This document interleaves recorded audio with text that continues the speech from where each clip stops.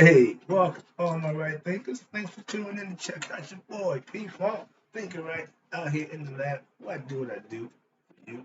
Got a nice little quick lesson for you, but a good one auto save. Nice and easy for you. Hope you get it. Let's do what we do. Writers in 25 rules to live by. Storytelling. Story with a message. Message and story for life. I give life lessons. You tune in to receive them. We got a good thing going. I appreciate you too. Let's rock. Right Thinker's mission, and that's what I'm on, is to enlighten, inspire, educate, and motivate you, the individual, to a higher spiritual level of enlightenment. Heads up. Right Thinker, way of life through mental and spiritual discipline, there, will help and guide you to obtain your goal of spiritual enlightenment, aka know thyself. That's the mission that I'm on, to get all my right thinkers to do just that. I'm here every day to give you the information and things that you can do to make that happen for yourself. Let's rock. Do you know thyself? Is the question. Talk. You should have an answer for yourself. If not, tune in. I got to help you out with that. That's what I do for you. A person who knows not and knows not that they know not is foolish. Disregard them. A person who knows not and knows that they know not is simple. We teach them. That's what I do. What I do for you. I appreciate you too. Stay tuned. Got you. A person who knows not and believes and think that they know is just dangerous. Avoid them. I do. A person who knows but knows not that they know is asleep spiritually. I'm a spiritual law clock. I'm here to wake you up with knowledge of self.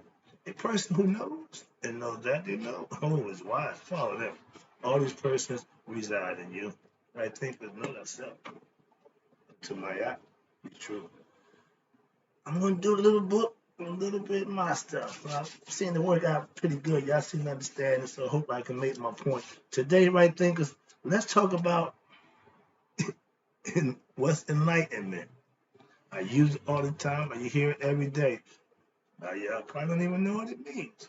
So today I'm gonna give you a lesson on enlightenment and myth, the hidden language of wisdom. If you Bible thumpers don't understand the myth, you're missing the boat. That book that you read is full of them. They just don't tell you. So I'm just gonna give you a heads up. Let's go. Let me define enlightenment for you, right quick. Okay, it's the term used to describe what? The highest level of spiritual awakening. Now, what could the highest level be? Knowing thyself, using the principles, using the knowledge of the God and goddess aspects, mastering them for yourself, and that's how you get there. Okay, that's spiritual awakening, aka we call it nihas. It means you're attaining the highest level of spiritual awareness that you will have, watch this, discovered. This is what it is. You discovered the underlying unity, oneness of the entire universe, as well as the fact that the source of all creation is the same source from which the innermost self within every human heart arises. God dwells in every human being's heart. That's the spirit that's in us. We knew that a long time ago. Not a new, it's not, we just picked out something new. We just got discovery. No, we knew that a long time ago. So understand that concept, please. And that's what it is, a concept, philosophical concept. Now you got a guy called Ramakrishna from 1836 to 1886. He was a philosopher and he had a concept. We're going to read what he said. Now, his concept is, as one can ascend to the top of a house by means of what? A ladder or a tree or a staircase or a rope. These are all different ways. So diverse are the ways and the means to approach God. I tell you personally, we got 9 billion people on the earth, It's 9 billion ways to get to God. Everybody has their own way, and they do it in their own time. If they don't, that's their choice. Simple. That's the concept. And watch this. It's a very diverse way and means to approach God. Watch this. And every religion in the world, hear me, every religion in the world shows one of these ways of getting to God. So it's still just one God. I keep telling you that. It ain't but one. You call him that, he call him that, it don't make a difference. So let's understand that. It should be one nation under God. But everybody got their own interpretation of God, so it never will be one, but it really just one God. Understand that? So that's his concept. And I somewhat agree. Now, let me give you mine. According to right thinking philosophy, see, we all have a concept. If you have a comprehension level, if you're smart and you study, then you can have an opinion, a concept that you can derive from what studying and hearing about things, and you can come up with your own philosophical concept. Let's go. This is mine. Where we at? All forms of spiritual practice, aka religious, are what? All directed toward the goal of what? Assisting every individual to what? Discover the true essence. And that was the whole idea of enlightenment. Every religion is supposed to enlighten you. Sorry. But you want to discover the true essence. Religion means to relate, link back, to relink you to your essence of what? The universal, both ex- externally or in the physical creation, and guess what? And internally within the human heart. What's out there is in here. I hear everybody saying it, so you can conceptualize it any way you want, but we all know the deal when it comes to God and the heart and the spirit and man. And watch this. Within the human heart, as the very root of what? Human consciousness. Humans need to become God conscious. That means enlightened, becoming aware of God within yourself. Become anointed, be born again. I don't care what you call it, but they got a bunch of names for it. I'm about to get to that point too. Yeah, everybody got something that they call it, which is the same thing, just like God. Everybody called God by a bunch of different names, still just one. So understand that. Watch this. Now, the root of human consciousness, that's when you knowing thyself. So now, watch this.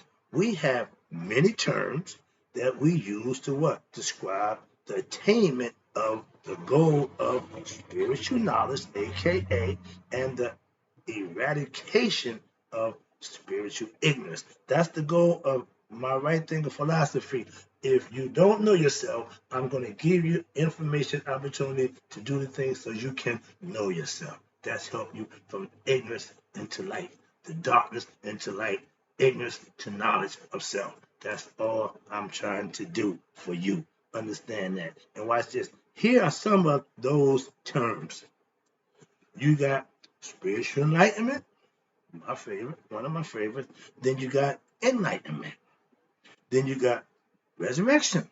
Sound familiar? Then you got salvation. See, these are all titles that y'all use. And here's a good one. Christians, the kingdom of heaven. Indians, y'all do what's that? Moksha. Moksha. Moksha. Or better term, liberation. Okay, to be liberated, they be free from the bodily I'm giving definitions out. Let me just keep reading. Sorry about that. But these are all terms. Liberation. Then they're gonna tell you about becoming what? Buddha conscious, one with the Tao, self-realization. Oh, we still going. To know thyself is my favorite, one of my favorites, and then end it all with my favorite, Nihas. And there's more, etc. But I'll stop there. Okay, that's enlightenment. Let's talk about myths. Myth, the hidden language of wisdom, right? Okay, what is the myth? First, we must begin by gaining a deeper understanding of what mythology is, and then to understand its purpose. The mythology is the study of myth. A myth is a story to enlighten you, to inspire you, to motivate you to do something. Was it real? Do it? No, it don't make a difference. It's a myth. It never. The people aren't real. Like the Bible, mythological book. Ain't nobody in that Bible ever existed. Unless we ain't going there, but yeah, understand. But it's all mythological. It's to teach. It's a teaching method. And what's the purpose? With this understanding of myth, we may then be ready to what? Understand the study of the Assyrian myth, again, or any other mythological story, meaning the Bible, the Quran, any book that you got is based on mythological concepts. I'm just saying. And then you will be able to understand what they call the psycho spiritual implications, which are being imparted through the mythological story. I give you the story. I'm taking you through the mythological story of Asar, Aset, and Haru. It's based on life experiences too. That's why you got to get an understanding and understand the story to follow it and understand it and learn from it. Now you got the American Heritage Dictionary definition of myth. Defines the myth as what? The following: an additional story presenting supernatural beings, ancestors, or what? Heroes that serve as a primordial type of primitive view of the world. You have a myth to tell a story. We all tell the beginner, here's a story. Not one of us was here, so it's got to be a mythological, theological concept. Nobody knows for sure. The next one says a myth. According to American Heritage Dictionary, they say myth as follows: a fictitious or imaginary story, person, or thing. Again, that Bible. This to define the Bible. Last one, even better. A false belief. That's a myth.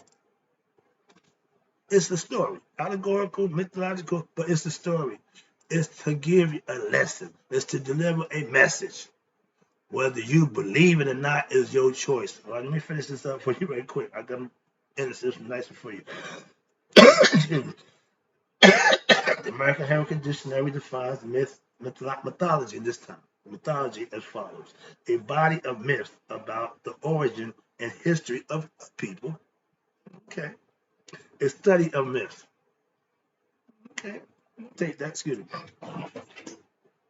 Excuse me. Now you got Random House Encyclopedia definition of mythology. It goes: mythology, a body of myths or traditional stories, again, dealing with what? Gods and legendary heroes. The mythology of a people serves, watch this, to present their world view, their explanations of natural phenomena, their religious and other beliefs. Mythological literature includes, watch this, the Greek Iliad, the Odyssey, the Scandinavian Edda, the Indian Ramayana, and the Babylonian Gilgamesh, among others. And these are all biblical books, all inspirational books, all esoterical books teaching you mythological, allegorical lessons about life. Please understand that. I do, so that's how I know that. Watch this. Then you got various interpretations of religious mythology and have been made by what? Anthropologists such as, here you go, a few names you might be familiar with. Sir James Frazer and Claude Levi Strauss. I just bought a pen and pens last week. Okay.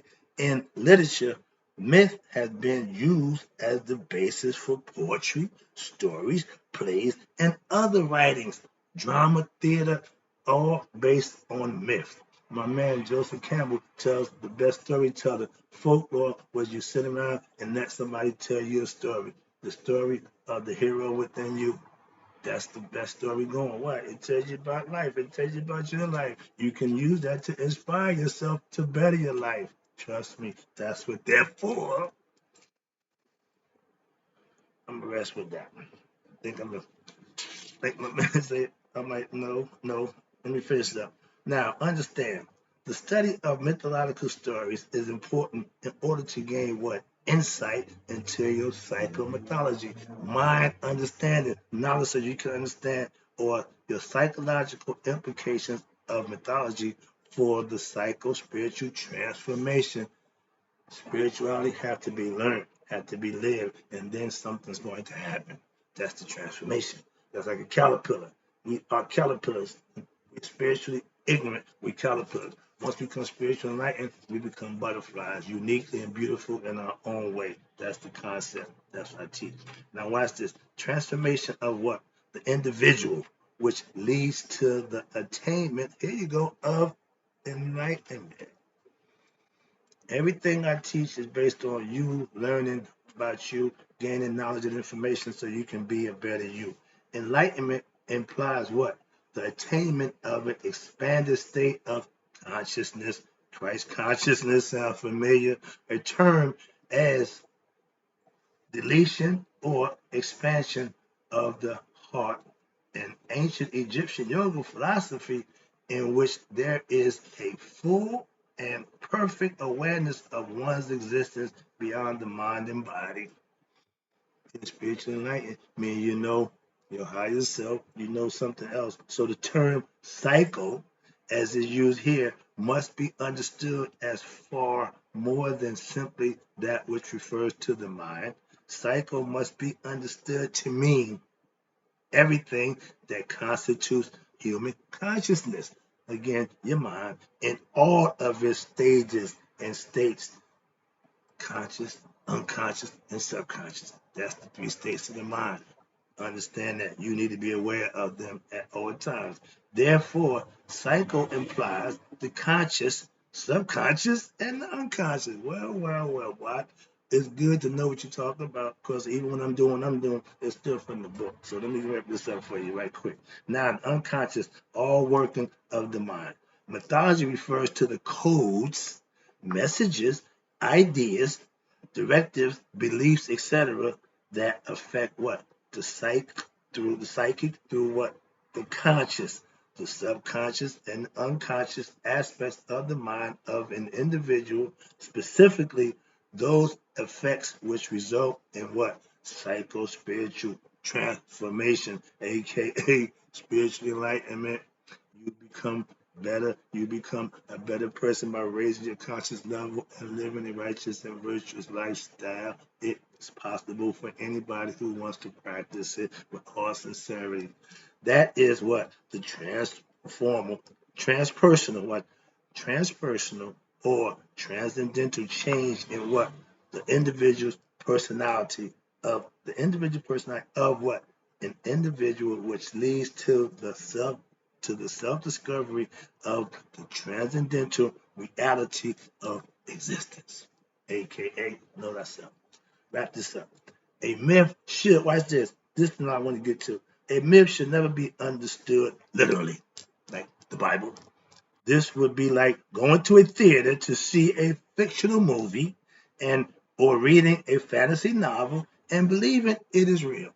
Again, yet as a movie or a novel may be based on a real event and carry on an important message which is being imparted again through the medium or the actors, a plot, and so on. But mystical myths are not to be understood as being completely baseless, nor as having been put together purely for entertainment. Myths are symbols which speak to people in a psycho-symbolic way. I give subliminal messages, I give esoteric teachings, and the psychological language of myths can lead people to what? Understand and experience what? The transcendental truth which cannot be easily expressed in words but lived and experienced. That's the lesson. Hope you got it. Understand enlightenment, spiritual enlightenment, and the power of myth, because that's where the wisdom lies in the stories, telling of mythological stories that can give you enlightenment, help you become a better you. That's what I do for you. I got more. I'll be back.